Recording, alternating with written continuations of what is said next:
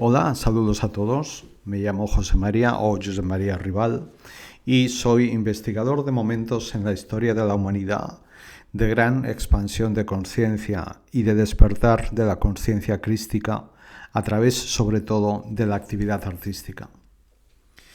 Este es el primer episodio de un ciclo que voy a dedicar a Chrétien de Troyes, dentro de una serie que he llamado Semillas Plantadas. El episodio de hoy va a ser una introducción para esbozar los dos temas centrales de todo el ciclo dedicado a Chrétien, y que son la sanación y reintegración de las energías masculina y femenina y el simbolismo espiritual del Grial en el contexto del despertar de la conciencia crística y del proceso de ascensión que estamos viviendo.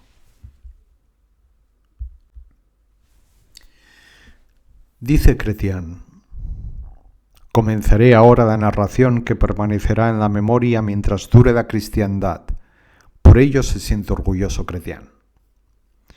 Estas palabras, que son prácticamente un decreto, fueron escritas por Chrétien de Troyes en el prólogo a su primer román o novela medieval titulado Erec Yenit, y que se publicó en algún momento entre los años 1150 y 1170 o 1174.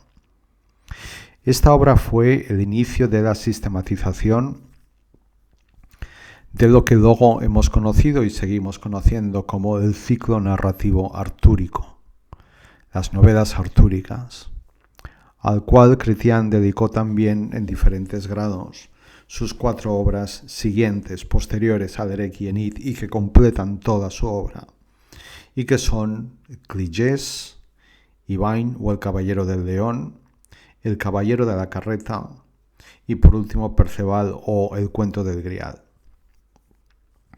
En este último, en El Cuento del Grial, Chrétien inyectó en la conciencia colectiva lo que acabaría siendo el comienzo de lo que ahora conocemos todavía como el mito o la leyenda del Grial.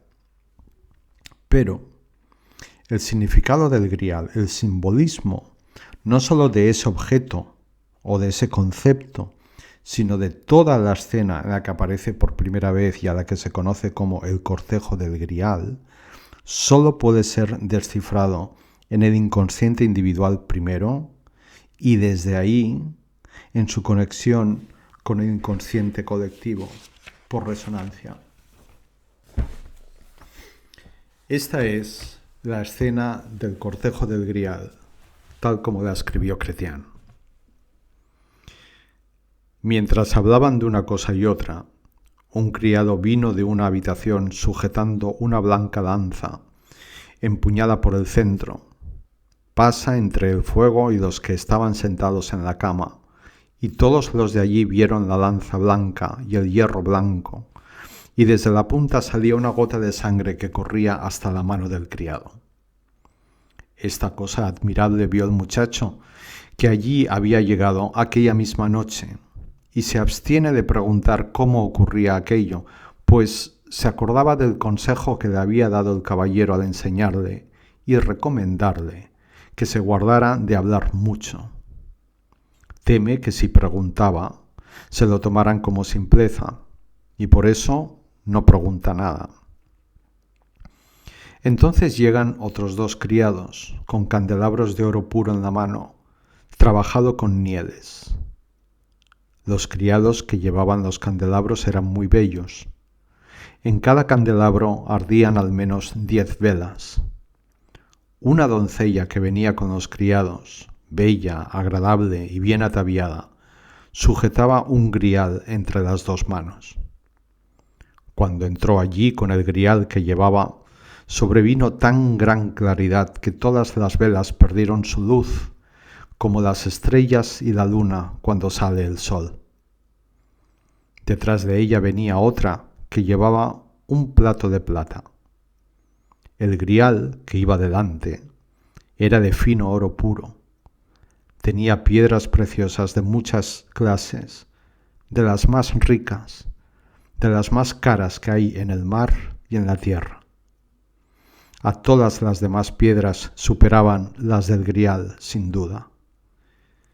Igual que la lanza, pasaron por delante de él y fueron de una habitación a otra. El muchacho los vio pasar y no se atrevió a preguntar a quién servían con el Grial, pues él siempre recordaba en el corazón las palabras del noble sabio. Hasta aquí la escena del cortejo del Grial, en traducción de Carlos Alvar, en la edición de El cuento del Grial, en Alianza Editorial. Han pasado casi 850 años desde que apareció el cuento del Grial de Chrétien, con esta escena en él.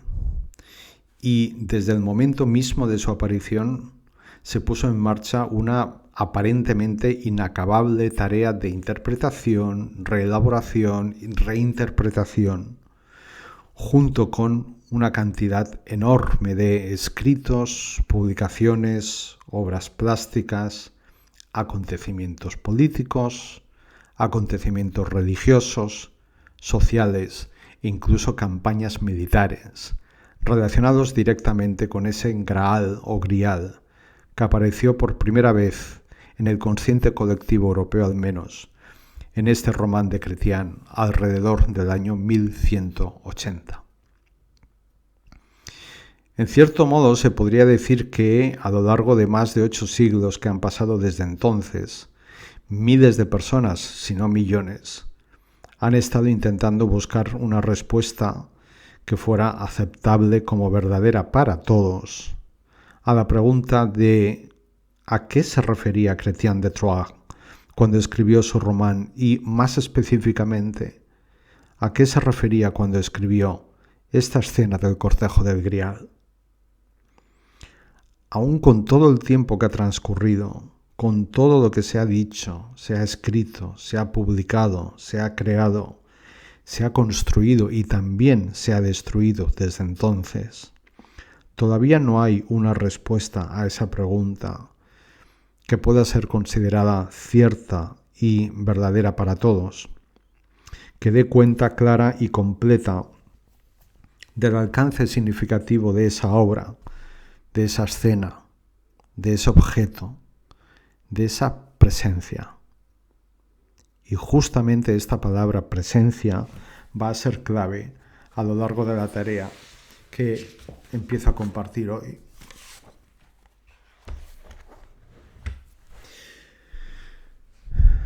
Una gran parte de ese esfuerzo de búsqueda de respuestas en torno al Grial se ha centrado abrumadoramente en dos interpretaciones hechas casi a priori, siguiendo aparentemente el rastro que deja la lectura literal del comienzo de esta historia desplegado por Chrétien en su Eregienid.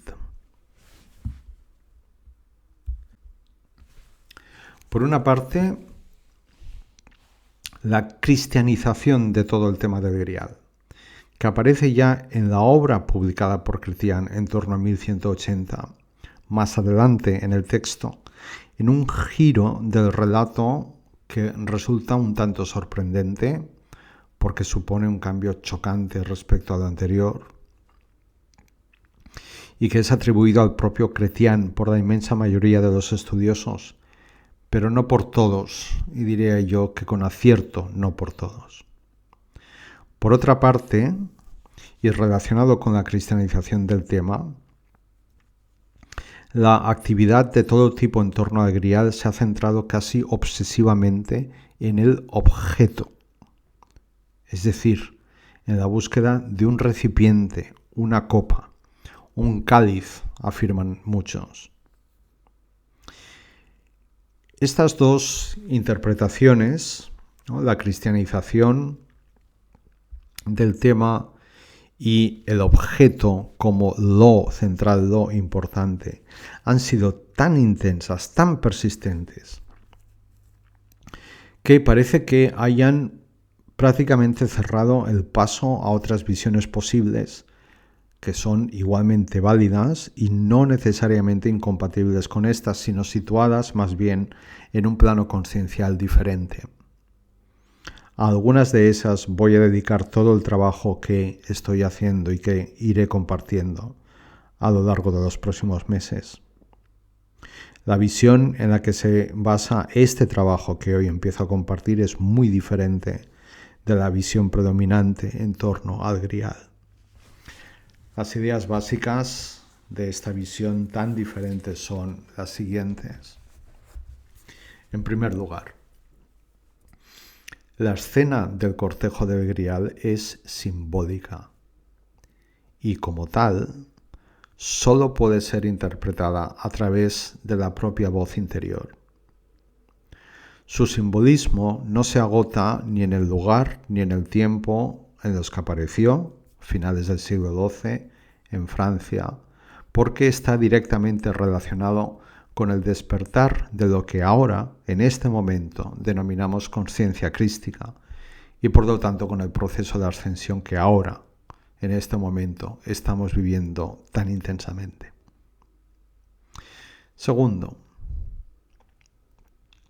la búsqueda que la escena del cortejo del Grial, que he leído hace unos minutos, desencadena no es la búsqueda de un objeto, sino una búsqueda interior. Es una búsqueda individual primero y se hace colectiva después por resonancia y comienza, como le ocurre a Perceval, que es el muchacho, el joven al que se refiere el texto, en el momento mismo en que uno se encuentra ante su presencia, como sucede, por ejemplo, al leer o escuchar esta escena por primera vez. Tercero, sea o no la intención de algunos, la insistencia en plantear la búsqueda del Grial como la de un objeto y, más concretamente aún, la de el vaso o el recipiente en el que supuestamente José de Arimatea recogió la sangre de Cristo después de bajarlo de la cruz, actúa como una inmensa, profunda y muy eficaz distracción que arrastra la atención de millones de personas lejos de la naturaleza simbólica del Grial, de la búsqueda interior y de la visión y la vivencia de esa búsqueda como un proceso de despertar espiritual individual. Creo además que hay razones más que suficientes para afirmar que en parte esa fijación en el objeto tiene justamente como objetivo precisamente el ser esa distracción.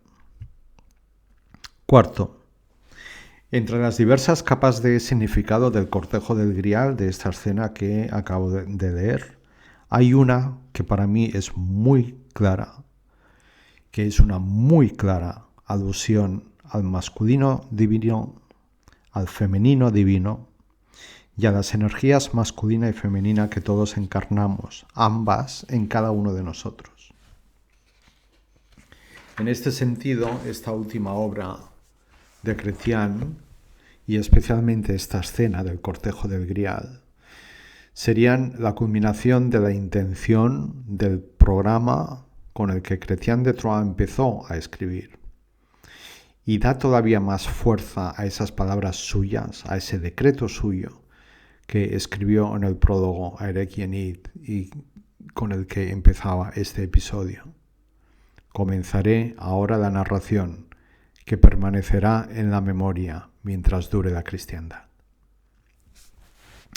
Y quinto, desde esta perspectiva que estoy planteando, Erec Yenit, la primera novela de Chrétien, es el comienzo de un camino programado para llegar justamente a esta culminación que se da en el Perceval en su última novela. Y en esta primera obra suya, en el Erec Yenit, aparece ya como tema central, pero central, realmente central, el de la sanación y la reintegración de las energías masculina y femenina.